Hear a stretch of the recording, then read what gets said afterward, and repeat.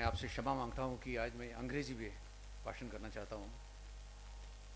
गोविंद देशिकम उपासित सिराय भक्त्याम तस्मिन् स्थिते निजमाहिम निविदेह मुक्त्याम अद्वैत्य भाष्यम उपकल्प दिशो विजीत्याम कांचीपुरे स्थितम अवापसा शंकराय ऋतिस्मृति पुराणानाम आलयम करुणालयम नमामि भगवत्पाद शंकरम लोकशंकरम अपार करुणा सिंधुम ज्ञानतम शांतरूपिणम श्रीचंद्रशेखर गुरुम प्रणमामि मुदाम्यहम सदाशिव समारंभां शंकराचार्य मध्यमाम् अस्मदाचार्य पर्यन्तां वंदे गुरु परंपरां. With benediction to Adi Shankaracharya and to his lineage up to the 69th Guru of the venerated Kamakoti Peetam, Pujya Sri Jayendra Saraswati Swamiji, in whose benign and august presence this function is being held, I rise to address you today. It gives me great pleasure to welcome you all to this pleasant and solemn function organized this evening to commemorate the Platinum Jubilee of the life and times of one of the holiest saints of our land, Pujya Sri Jayendra Saraswati Swamigal. These celebrations, which commenced in Kanchi in the month of July 2009, have travelled the length and breadth of the country, and today I have come to this blessed land of yours.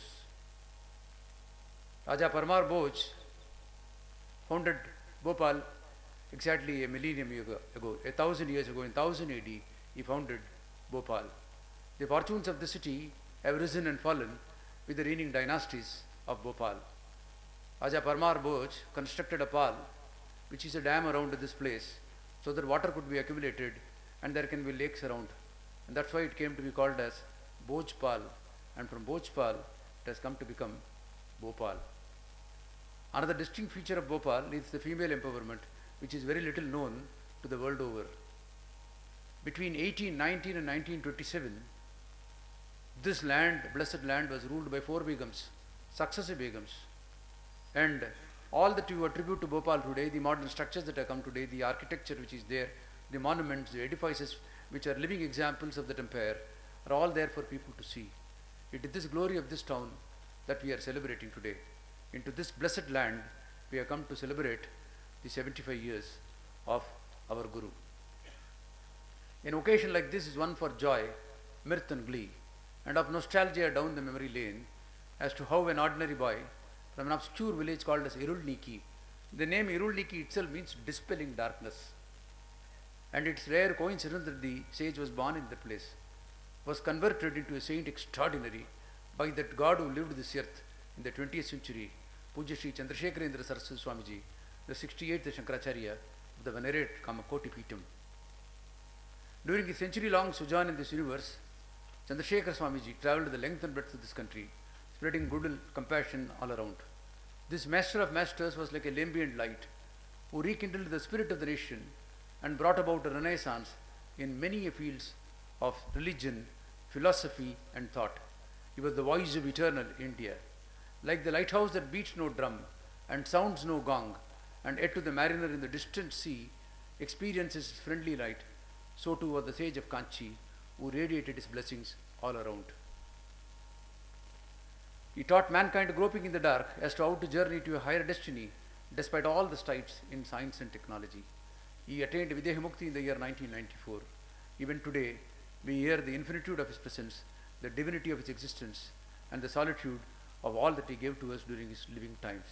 We should ever remain grateful to the sage of Kanchi for all that he did during those 100 years of his existence in this earth. But singularly, if you have to be grateful to him, it is for anointing Pujya Sri Jayendra Saraswati Swamiji as the 69th Shankaracharya of the venerated Kamakoti Peetam. What is it that we are celebrating today? Are we just celebrating an influx of time, a time chronicle, a monitor that moves by time? Modern medicines have expanded geriatry. The probability of everyone living a long life has increased substantially compared to what it was many years before. It is just not in the number of years we live, how well we live, that will make the difference. Raja Bhartahari says, Parivatini samsare mritako vana jayate sajataha yasya jatena yati vamsham samantam. In this transient world, who can escape the cycle of birth and death? But that life is worthwhile, which works for the upliftment of humanity as a whole. By any standards of evaluation, these 75 years, and more particularly the 57 years as the pontificate of the venerated Kamakoti Peetam, he has worked ceaselessly, tirelessly for the upliftment of humanity. And it is this cause that we are celebrating today, and not just the efflux of time which each one of us will reach. What is it at the sage that is so special that calls for celebrations? Of the million kilometers that he has travelled the length and breadth of the country, from Kanchipuram to Kanyakumari, from Kanyakumari to the distant Kashmir, or still beyond to Leh or to Amarnath, or even beyond to the Manasrovar or even to Pashupatinath, all travelled by foot the length and breadth of this country not once, 3 times during this living span of his. A feat which is not even credited to Adi Shankaracharya, because Adi Shankaracharya had gone only once, and Parapuji Chandrasekhar Swamiji had also travelled only once during his lifetime. 3 times the length and breadth of this country that he has travelled. Unmindful of the stress and strain that comes with travel, he has travelled so that he could reach out to the masses. When a countless number of people would yearn for a glance, leave alone a darshan, he was at their doorsteps. Or of the million temples that whose consecration and Jirnodharanam were done at his blessed hands as we travelled across the length and breadth of the country. Of the n number of social initiatives that have been founded, blessed, supported, initiated and strengthened by the Kamakoti Pitam under his divine stewardship. It is all these that we are celebrating today.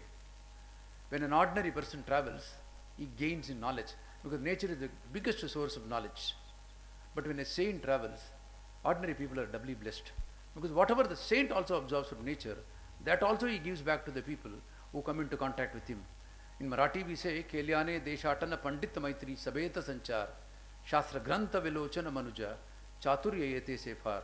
Far more than reading the scriptures, literature and other things, is the knowledge that is gained from travel.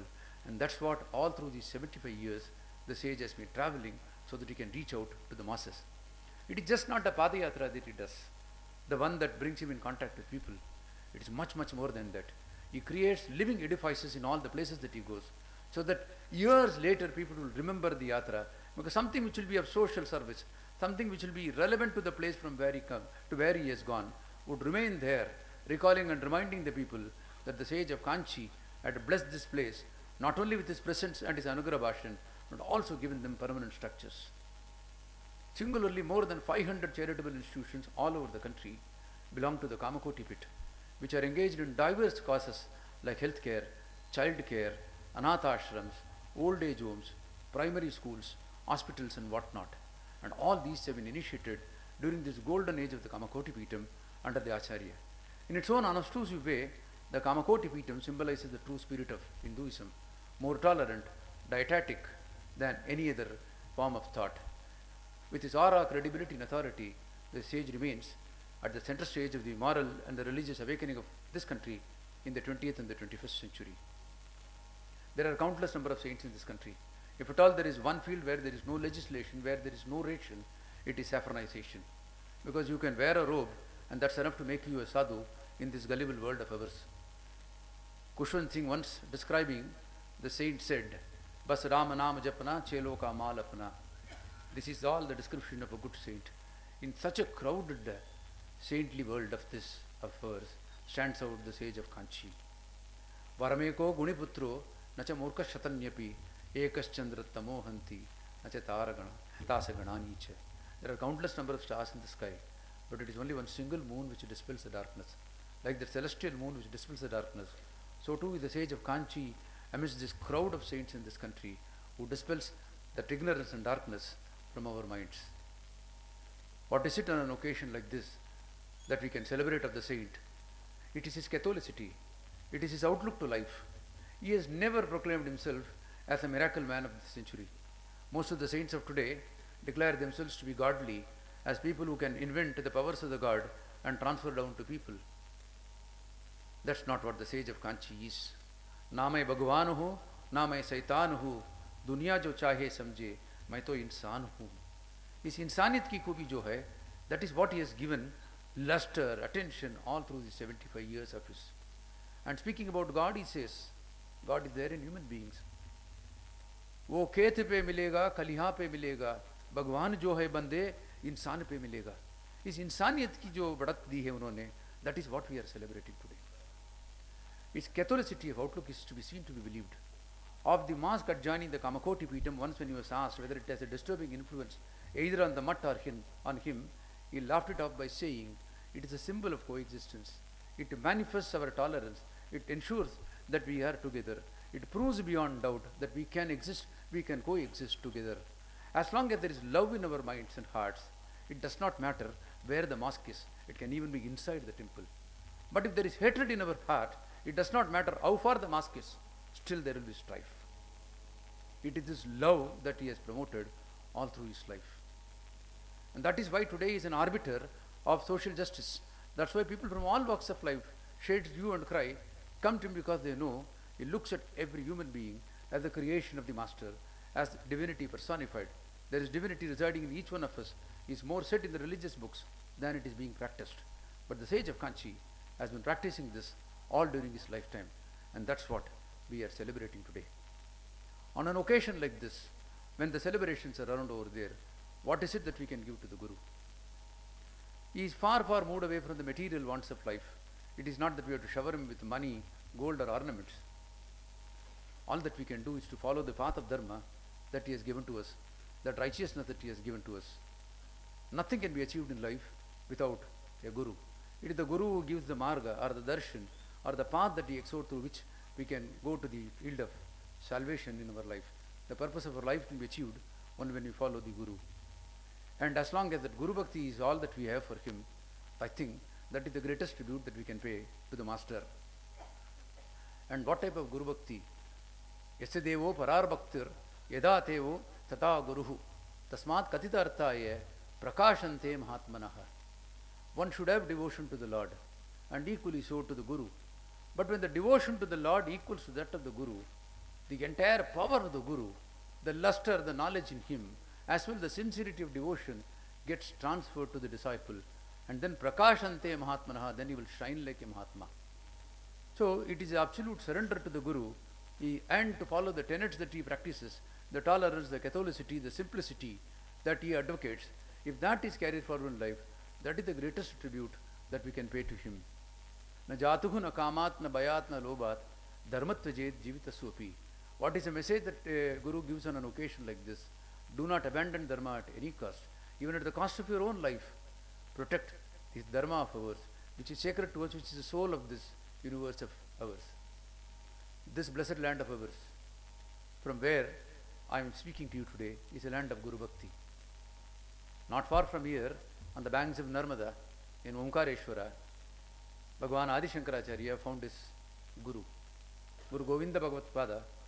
He came to him for the first time, and when he comes to the caves, the Guha, the Guru asks him who you are. Shankara says, Na bhumir na toyam, na tejo na vayuhu, nakam na indriyam sam na tesham samuha.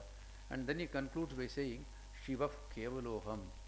When Shankara tells the Guru that I am Shiva myself, I am manifestation of the Lord myself, where was the need for Shankara to have a Guru?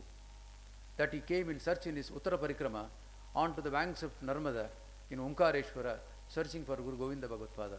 But in later years, Shankara proved convincingly and demonstratingly that nothing he would have achieved of those 24 years after that 8th year of sannyasa, after the 32nd year, without the grace of the Guru. Bhajagovindam, people all know, is a hymn in praise of Murari by Shankara. But there is a school of thought which says it is also for his great master, Guru Govinda Bhagavat Pada. And that is why Bhajagovindam is related to human life. Ayur nashyati pashyatam pratidinam yati shayam yavvanam. And then Shankara goes to conclude, Tasmat katita hartaya mam sharanam karunaya sharanam. I am not able to complete this, sorry. He says that this life of ours dissolves itself every time. Time devours all these things. Whatever comes to us vanishes in no time. This material wealth of ours is transient like the waves in the sea. It is only by submitting to the great master, totally surrendering to him, that we shall be protected. On an occasion like this, what else can we expect of a Guru? That we seek of him his blessings, so that we have the shelter of protection that comes to him, from him, so that we can make our lives sublime. This blessed land of Bhopal, despite all this hoary tradition, if singularly there is any time in the history of this city that it requires the grace of the Lord, it requires the Lord himself to descend down. Yada adayahi dharmasya glanir bhavati. If he were to come down, he should come down to Bhopal first. And of the saints and servants who have to come down to this blessed land, it is in Bhopal now and now. The wounds of Bhopal have not healed. 25 years might be too long a period in the lifespan of a person, but the travesty of justice and the catastrophe that befell this city on the 2nd of December 1984 is still not out of our minds. 20 to 25,000 lives would have been lost, 200,000 people would have been maimed, afflicted by various diseases. They have a right of livelihood. They have a right to live as much as you and I are entitled to live. And to add insult to that injury, justice has not only been denied to them, it has also been delayed to them. And what has come to them is only 25,000 rupees. King Hirohito, the Emperor of Japan, in the year 1960, made this proclamation: one human life is heavier than earth.